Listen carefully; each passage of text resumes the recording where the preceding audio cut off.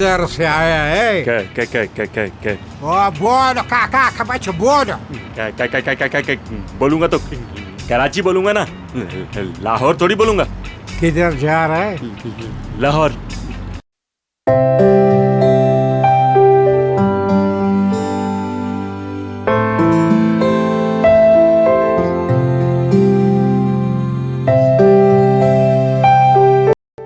Pakistan showbiz industry के मायनाज अदाकार रशीद नाज इंतकाल कर गए।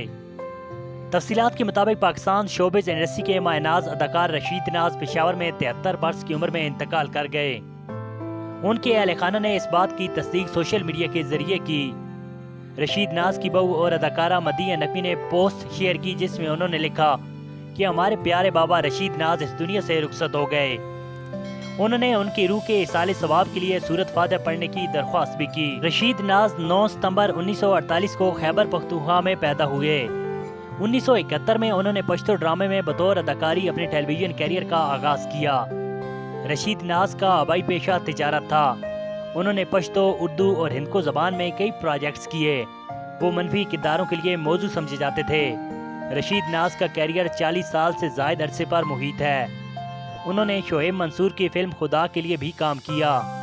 रशीद नाज ने शोएब मंसूर के ही मारूफ वीडियो गाने इश्क मोहब्बत अपनापन में ईमान अली के साथ अकबर बादशाह का किरदार निभाया। नाजरीन, इस वीडियो के हवाले से कमेंट में अपनी कीमती राय का इज़हार जरूर कीजिएगा। ओ पीछे किधर?